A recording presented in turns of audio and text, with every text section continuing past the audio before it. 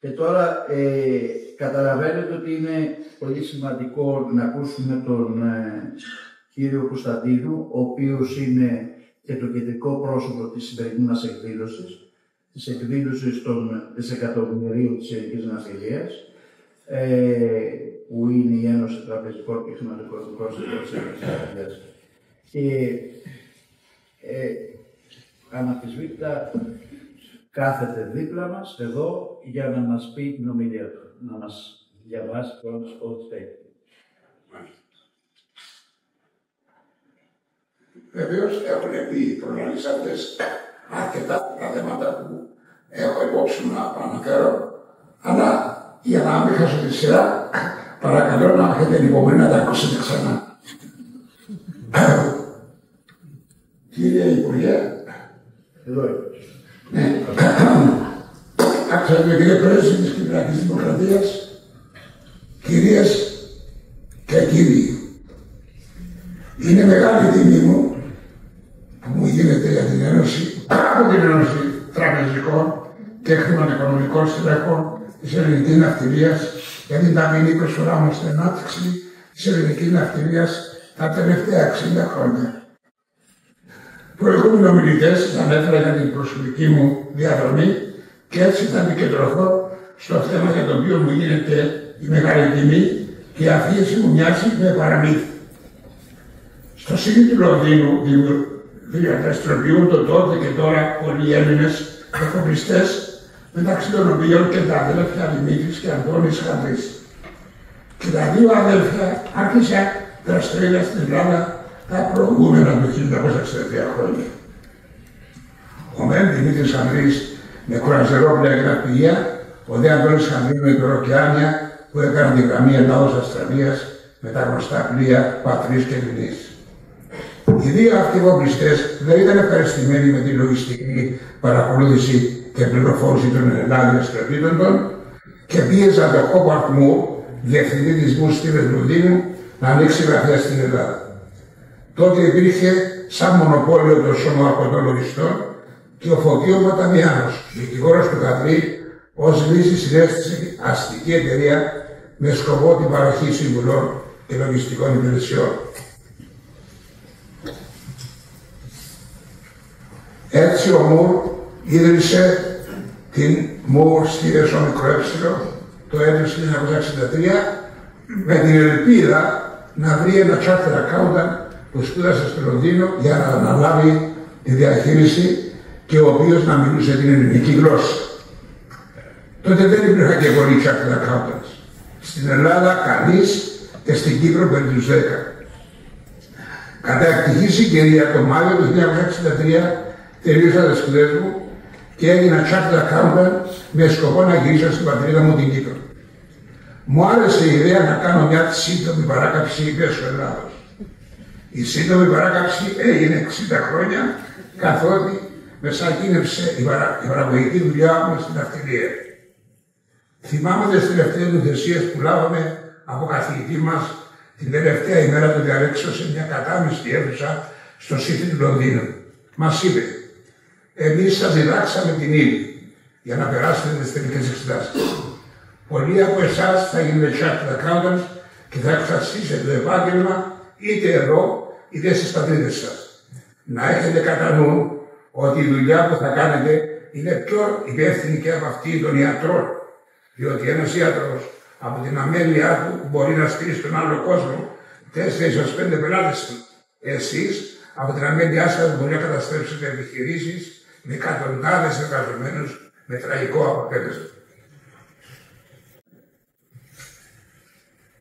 Προτού φύγω από το Λονδίνο, επισκέφθηκα και τον ατομικό εκπαιδευτή μου, Τόμας Χάου, για να βρω την ευχή του και τις συμβουλές.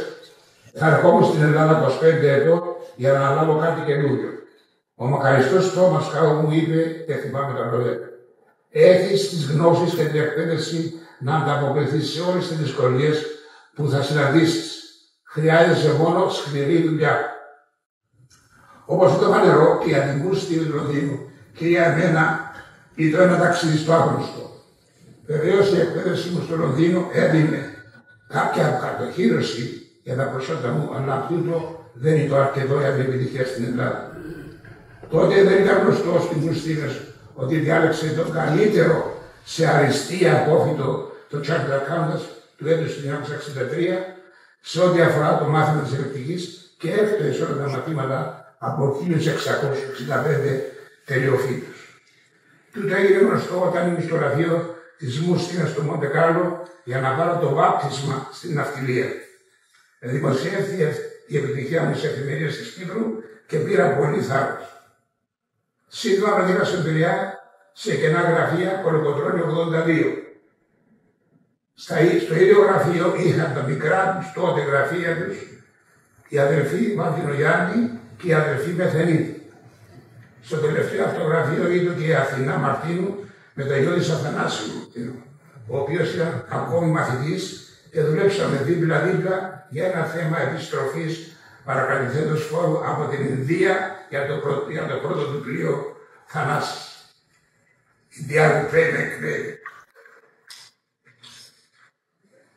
Είναι άξιο λόγο να τονιστεί ότι οι τρεις εφοπλιστές που ανέφερα, Χανδρής, Μαρτινογιάννης και Μαρτίνος, συνεχίζουν να είναι πελάτες μας μέχρι σήμερα. Είχα εντολή να ασχοληθώ πρώτα με τους αδελφούς Χανδρή, μέχρι ότου μάθω να διαβάζω το τηλεφωνικό κατάλογο όπως μου είπε ο κύριος Μουρ. Πράγματι η εμπειρία μου τον πρώτο χρόνο ήταν μοναδική. Οι ναυτιλιακές εταιρείες οι οποίες διαχειρίζουν το πλοία δεν τηρούσαν επίσης επίσημα βιβλία, εκτός αν ήταν ελληνικές εταιρείες όπως οι ακτοπλοϊκές και οι επιβατικές. Οι πλειοκτήτες όμως είχαν μυαλό ξηράφ. Θαύμαζαν τις δυνατότητες τους να θυμούνται πράξεις που έκαναν. Έλεγε ότι τα λογιστικά ήταν γραμμένα σε κουτιά των τσιγάρων τους. Δεν υπήρχαν οργανωμένα λογιστήρια και όταν έλεγα στους λογιστές να διορθώσουν τα κακό κείμενα, η απάντηση ήταν: μα υπάρχει ο κώδικας φορολογικό στοιχείο που δεν μας περιτρέπει. Από τα πρώτα βιβλία που αγόρασα ήταν ο πανδέχτης σε πολλούς τόμους που είχε καταχωρημένους όλους τους φορολογικούς τρόπους και τον οποίο ενημέρωνε ένας συνταξιούχος. Εκεί προσέφερε να λύνουν προβλήματα διότι δεν είχα προϊστάμενο να ρωτήσω. Οι καταχωρήσεις στα βιβλία όπου υπήρχα εγένοντο για τα πληρωθέντα έξοδα και οι πληρωμές στους προμηθευτές εγένοντο με μετρητά. Πληθώρα προμηθευτών ερχόντουσαν στα γραφεία κάθε Σάββατο για να πληρωθούν μετρητά από το διευθυντή, ο οποίος ήταν και ο ταμείας. Τα γραφεία τότε λειτουργούσαν πρωί-απόγευμα 6 μέρες την εβδομάδα. Στους ελέγχους που έκανα βρήκα επιταγή που έστειλε πελάτης της εταιρείας καρφισωμένη με τα άλλα δικαιολογητικά αντί να καταδεχθεί στην τράπεζα. Το λογιστικό σύστημα όπου υπήρχε ήταν το γαλλικό, όπου τα υπόλοιπα των ημερολογίων αθρίζονταν συνέχεια για να συμφωνήσουν με τα σύνορα των χρεώσεων και των πιστώσεων στο καθολικό και αντιστρόφως. Αυτό το σύστημα είναι ορθό, αλλά προνομό. Με την παράδοση του χρόνου έφτασα στο συμπέρασμα ότι ο κώδικας φορολογικού στοιχείων δεν ισχύει για τις αλλοδαπές πλειοκτήτριες εταιρείες και μπορούσαν να τηρήσουν βιβλία αγωνώντας στον κώδικα. Όσο επακολούθω του ότι οι πλειοκτήτριες δεν τηρούσαν βιβλία για τα χαρτιά βιβλία τους, όταν ήθελα να τους ετοιμάσουμε τα αποτελέσματα για τα πλοία τους, συνήθως όταν είχα διαφωνία με συνεταίρους, μας έφεραν παλίτσες δευτερολογητικά από την Κινησέα για να γράψουμε από την αρχή τα βιβλία.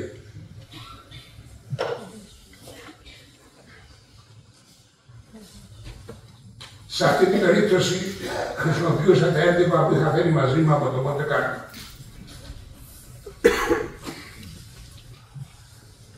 Ένας δεύτερης γενιάς πυραιώδης πλειοκτήτης μου ζήτησε να του γράψω τα βιβλία μιας εταιρείας του υπό τον όρο να το παραδώσω μαζί με την τελική έκθεση και τα βιβλία που θα γράψω για να τα έχει ως παράδειγμα. Την εποχή της δεκαετίας του 1970 και προτού έρθουν στην Ελλάδα οι ξένες τράπεζες που είχαν την πολιτική να χρηματοδοτούν τους εφοπλιστές για την αγορά πλοίων, οι Έλληνες εφοπλιστές χρηματοδοτούσαν την αγορά πλοίων από τις οικονομίες της οικογένειας και στενών φίλων. Τα αγορικά πλοία ήταν τύπου Liberty, αξίας 80.000 λίρες περίπου. Οι ξένες τράπεζες που άνοιξαν γραφεία στην Πειραιά ενθάρρυναν τη χρηματοδότηση εφοπλιστών υπό τον όρο να δηλώνουν μυστικά βιβλία και να συντάσσουν οικονομικές καταστάσεις μισθοευμένες για την ακρίβειά τους από διεθνείς οίκους των ανεκτών. Μεγάλοι σήμερα εφοπλιστές με κοινοφελή δραστηριότητα έτσι άρχισαν. Και βλέπω κάποιον. Η Μουρστίνες βρέθηκε την κατάλληλη στιγμή στην κατάλληλη θέση, διότι είχε τις γνώσεις και τον εξοπλισμό να ανταποκριθεί στις απαιτήσεις των τραπεζών και των πελατών. Πολλοί εφοπλιστές προτιμούσαν να αναθέσουν στην Μουρστίνες την τήρηση των βιβλίων και την ετοιμασία εκθέσεων για τις τράπεζες. Τότε φροντίσαμε 300 πλοία. Σιγά σιγά οι εφοπλιστές έκαναν δικά τους λογιστήρια με τη χρήση των μικροϋπολογιστών και δικό μας software και την εμπειρία τους από εμάς. Μετέπειτα υπήρξε μεγάλη εξέλιξη στον τομέα αυτό με ανταγωνιστές. Ο τρόπος εγκατάστασης της Μουρστίνες ως όμικρο έψιλο άνοιξε τον δρόμο και φέραμε στην Ελλάδα το πρώτο γραφείο Άγγλων δικηγόρων ως σύμβουλο επιχειρήσεων. Επίσης, τους average adjusters και άλλα παραναυτιλιακά επαγγέλματα που λειτουργούσαν στο Λονδίνο. Τα επαγγέλματα αυτά, όπως και αυτό του Charter Accountant, ήταν αναγκαία για την χρηματοδότηση της ελληνικής ναυτιλίας μέσω των μεραλισσών. Συνοπτικά την δεκαετία του 1960 οι Έλληνες ιδιοκτήτες βρίσκονται κατά πλειοψηφία στο Λονδίνο, λιγότεροι στην Αμερική και Μονακό. Στον Πειραιά υπήρχαν γραφεία κυρίως για πληρώματα και πλειοκτήτες για τα ακτοπλοϊκά επαγγελματικά πλοία και ρημουλκά. Τη δεκαετία αυτή έγινε ο ναυτιλιακός νόμος, γνωστός ως νόμος 89 του 1967, με την τροπή του Γιάννη Καρά. Άρχισαν οι εκτός Ελλάδας πλειοκτήτες να επιστρέφουν στην Ελλάδα και επειδή υπήρχαν στην Ελλάδα αρκετά πληρώματα με λιγότερο κόστος, Ευρωπαίοι πλειοκτήτες έδιναν τα πλοία τους για διαχείριση ή συνεταιριστική εκμετάλλευση με Έλληνες εφοπλιστές. Ένας μεγάλος αριθμός ξένων τραπεζών άνοιξε γραφεία στην Πειραιά με σκοπό να δίνουν δάνεια στους πλειοκτήτες και εφοπλιστές.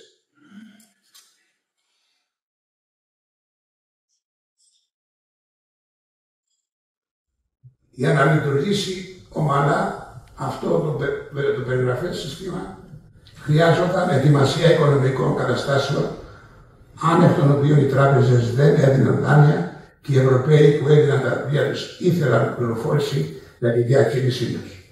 Ο ρόλος μας ήταν ο κρίκος που ένωνε τους τραπεζίτες με τους εφοπλιστές.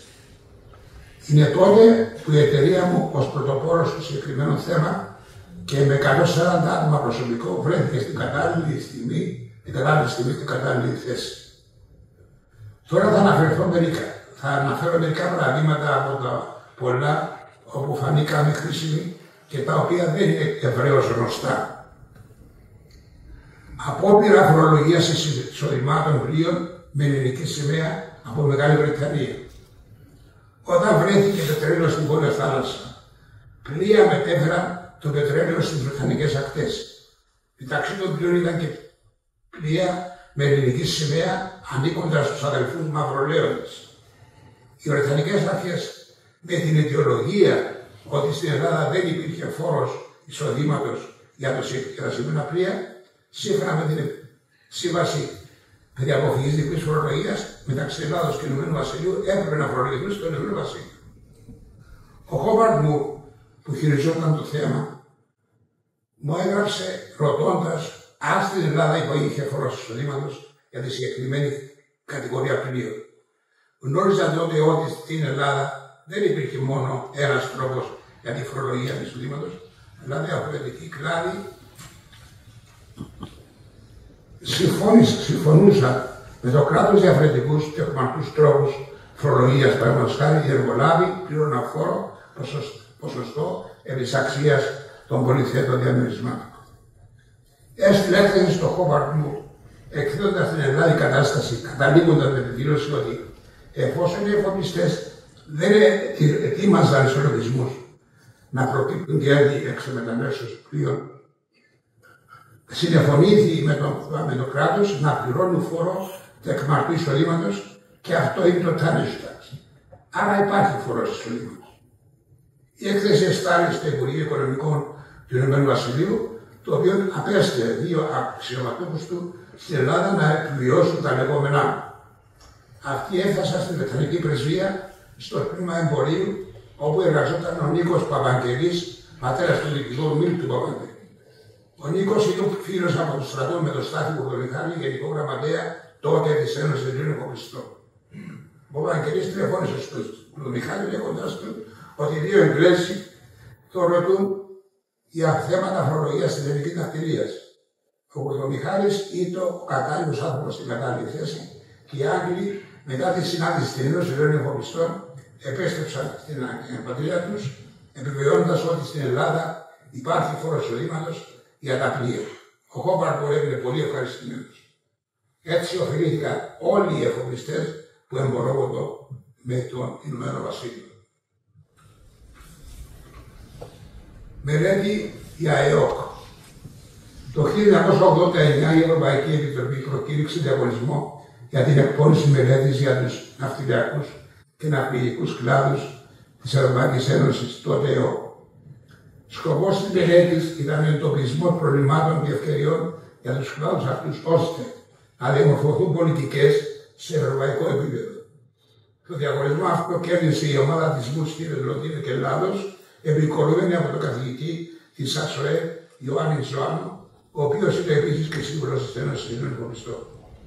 Με τη μελέτη αυτή η ελληνική πλευρά της ομάδας πέτυχε τη διατύπωση προτάσεων που προστάτευαν τα ελληνικά ναυτιλιακά συμφέροντα. Τώρα έχουμε και την κυπριακή ναυτιλία. Όλες τις αγαπάμε.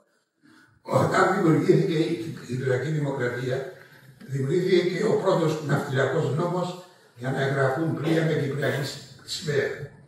Ο νόμος αρχικά δεν τράβηξε πολλά πλοία. Ο Κάπτεν Ανδρέας Κωνσταντίνου ήταν ο ναυτιλιακός απόλυτος στον Πειραιά της Πρεβείας της Κύπρου. Μια καλή πρωία με επισκέφθηκε στο γραφείο μου και μου ζήτησαν τη βοήθειά μου για την αναθεώρηση του Κυπριακού νόμου. Ζήσα και τη βοήθεια του ΕΦΠΑ, Ρήνη, Στάθη Κουρδομιχάλη, και όντως άλλαξε ο Κυπριακός νόμος προς το καλύτερο και σήμερα κάνει θαύματα. Ο Κάπτεν Ανδρέας έχει αφιπηρετήσει και είναι καθηγητής για ναυτιλιακά θέματα σε πανεπιστήμια στην Κύπρο.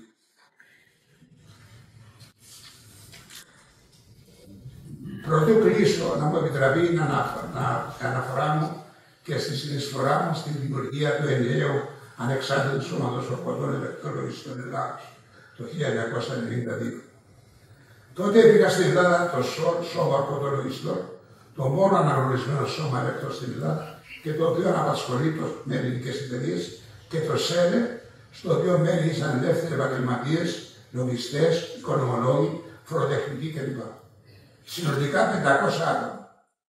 Υπεράνω των 2 ήταν ο Πανευρωπαϊκός Σύνδεσμος Ελεκτών ΦΥ, αρχικά από τα γαλλικά. Κάθε χρόνο πηγαίναμε στις Βρυξέλλες οι πρόεδροι από όλα τα μέλη των Ευρωπαϊκών χωρών για την ετήσια Γενική Συνέλευση. Από την Ελλάδα ήμεθα 2 μέλη, το ΣΟΝ και το ΣΕΔ. Τα 2 σώματα ήταν συνεχώς σε αντιπαλότητα. Η ΦΥ κάλεσε το υποφαινόμενο και τον συνάδελφο από το ΣΟΝ και μας συνέστησε να κάνουμε ένα ενίο σώμα και αν θέλουμε θα έρθει στην Ελλάδα ανώτερος τέλεχος της ΦΥ να προεδρεύσει τη συνάντηση και να δει κρατικούς παράγοντες αν χρειαστεί. Στη συνάντηση πήγα ως πρόεδρος του ΣΕΡΕ και ο Κώστας Εσιόπουλος ως πρόεδρος του ΣΟΛ και 2 μετριόφρονες. Το ΣΟΛ, έχοντας το μονοπόλιο, ήθελε να το κρατήσει. Το ΣΕΡΕ εξασφάλισε την υποστήριξη του Υπουργού Συντονισμού με υπουργό τον Στέφανο Μάνο και γενικό γραμματέα τον Χάρη Κυραζίδη. Η συνάντηση δεν διάρκεσε πολύ χρόνο. Μετά την εισαγωγή του αξιωματούχου της ΦΥ, πήρα τον λόγο και ρώτησα τον Εσιόπουλο απλά: τι θέλετε για να συνενέσετε στη δημιουργία ενιαίου και ανεξάρτητου σώματος? Μου απαντήσε καθαρά: δεν θέλουμε να χάσουμε τίποτα από αυτά που έχουμε. Οι ορκωτοί ελεκτές να μείνουν ορκωτοί ελεκτές και οι ασκούμενοι να μείνουν σε βαθμίδες. Απάντησα: συμφωνώ. Στην ερώτηση τι θέλουμε για τα μέλη του ΣΕΡΕ, του απειλήσα ότι επειδή στο ΣΕΡΕ δεν είναι όλοι ελεκτές, να γίνουν ορκωτοί ελεκτές στο νέο σώμα αυτοί που είναι μέλη Ευρωπαϊκών Σωμάτων Ελεκτών και η Απόφοιτη Οικονομικών Πανεπιστημίων και με πενταετή εξάσκηση του Ελεκτικού Επαγγέλματος στην Ελλάδα, σαν στελέχη γραφείων Πολυεθνικών Ελεκτικών Εταιρείων. Για τα άλλα μέλη μας να γίνει επιλογή από την Επιτροπή σε ποιο βαθμό ασκουμένο να καταταγούν. Ο Αισιόπουλος απειλήσει ότι πιστεύει οι δικοί του να δεχτούν αυτή την ανάλυση. Έτσι έγινε η αρχή του ενιαίου ελεκτικού επαγγέλματος. Εγώ είχα κατά νου ότι έστω και ένας από τα γραφεία μας, αν γινόταν ορθός ελεκτής, θα υπήρχε υπογραφή για όλο το γραφείο που ήταν το ζητούμενο. Κάλεσα τα μέλη του ΣΕΡΕΣ στη Γενική Συνέλευση να αναγγείλω τα ευχάριστα νέα. Όταν ερωτήθηκα τι συμφώνησα, κατηγορήθηκα ως βιοδότης από μερικούς φανατικούς.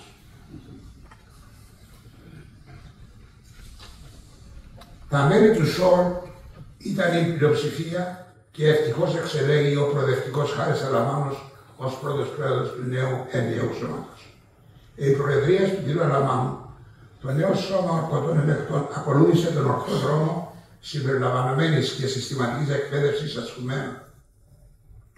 Σήμερα είναι εισάξεων αυτών άλλων χωρών του κόσμου και έχει εν ενεργεία περίπου 1.000 ορκωτούς ελεκτές και 2.000 ασκουμένους και άλλους τόσους σε αναστολή.